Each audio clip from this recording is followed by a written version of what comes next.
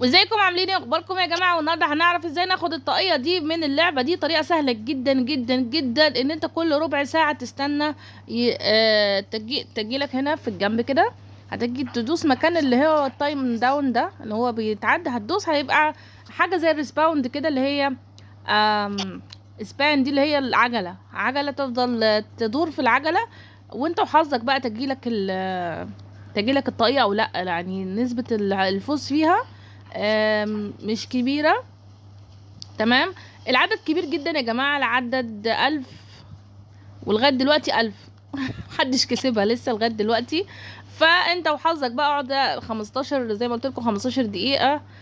كل شوية تقعد تعمل بتاع ده ريسباند كده للعجلة، تدور العجلة، وانت وحظك بقى تجيلك او ما تجيلكش. بس واللينك اللعبة هتلاقوه في الوصف. يلا سلام.